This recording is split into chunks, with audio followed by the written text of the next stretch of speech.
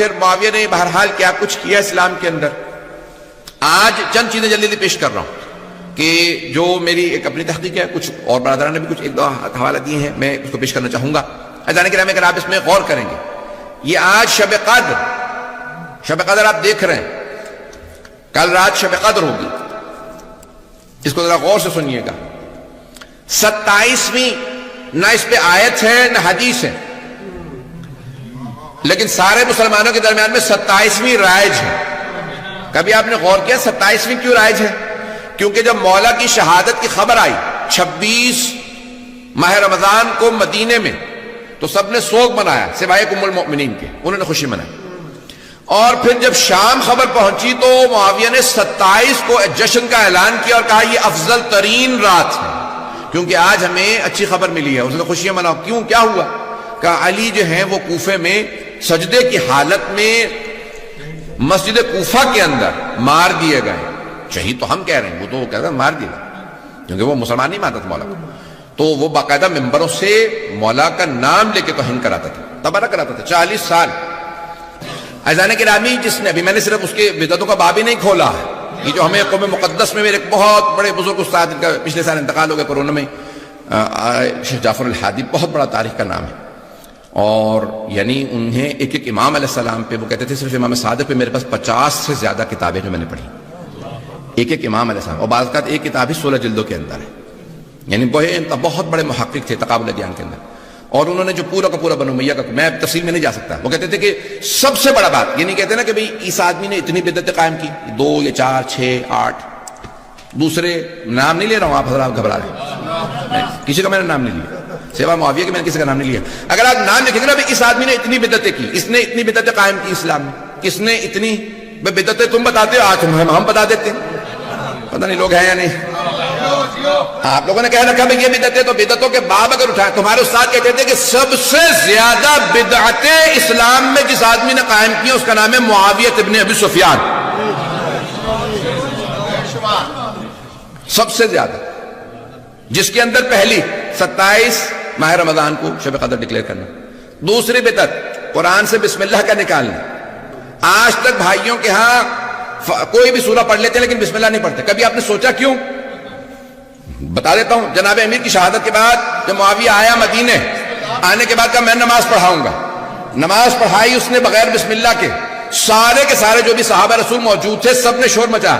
کہا معاویہ حل سرقت الصلاۃ نسیت الفاتحہ, کیا تو نے نماز میں چوری شروع کر دیا, یہ تو فاتحہ تک بھول گیا. اتنا شور و غل ہوا کہ اسے دوبارہ نماز پڑھانی پڑی. اس نے دوبارہ نماز پڑھائی اور اس کے بعد کہا میں قسم کھا کے کہتا ہوں کہ جب تک قرآن سے بسم اللہ نہیں نکلوا دوں گا تب تک چین سے نہیں بیٹھوں. جانتے کیوں بسم اللہ سے چڑھتی؟ کیونکہ علی کہہ گئے تھے بائے بسم اللہ کا نقطہ میں ہو. عزیزان گرامی, میں سب باتیں کہہ رہا ہوں لیکن کہے بغیر نہیں رہوں گا. عزیزان گرامی, تاریخ اٹھائیے, کتنا طویل باب ہے, بہت سی تو باتیں بیان نہیں کی جا سکتی. بسم اللہ کا نکالنا, پھر اہل بیت علیہ السلام پہ باقاعدہ ممبر, جہاں نماز جمعہ کے خطبے میں نام لے کے اہل بیت کا نام لے کے صلوات بھیجنا رسول خدا نے واجب قرار دیا تھا. اس نے کہا کہ جب تک علی کا نام لے کے تبرہ نہیں کرو گے تب تک خطبہ نہیں ہوگا. اور شام والے تو یہی سمجھتے تھے کہ معاذ اللہ کوئی کافر.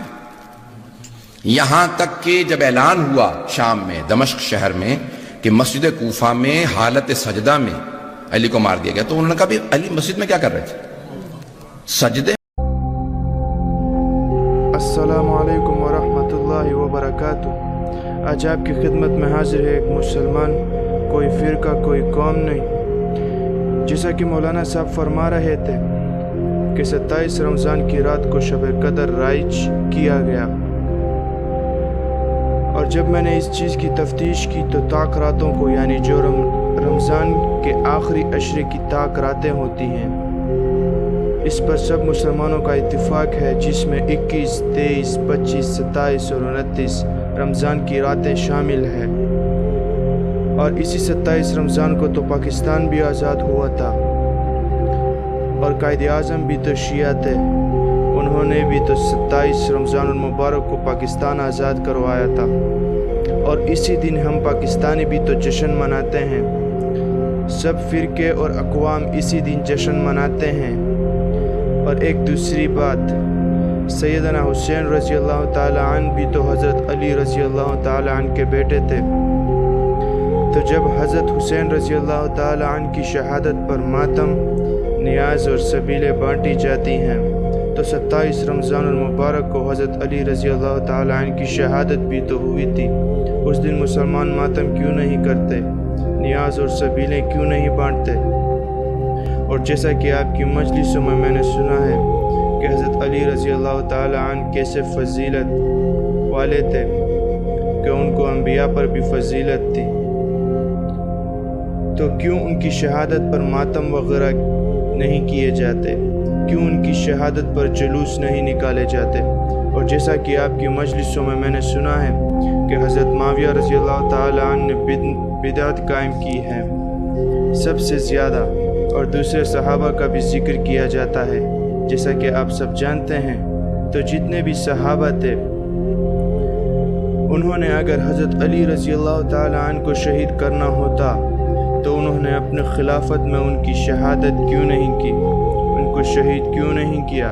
اور جب کہ کوفہ کی مسجد میں حضرت علی رضی اللہ تعالی عنہ کو شہید کیوں کیا گیا اور کوفیوں نے ان کو بچایا کیوں نہیں، ان کی مدد کیوں نہیں کی؟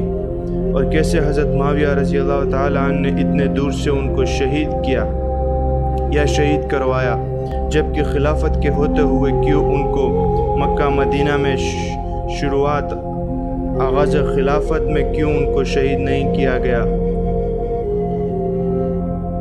اور ایک دوسری بات، جس قرآن کی ذمہ داری اللہ نے خود لی تھی کہ باقی ساری آسمانی کتابوں کی طرح اس میں بھی تبدیلیاں نہ کی جائیں، اور تاریخ گواہ ہے کہ کسی نے اللہ کے اس قرآن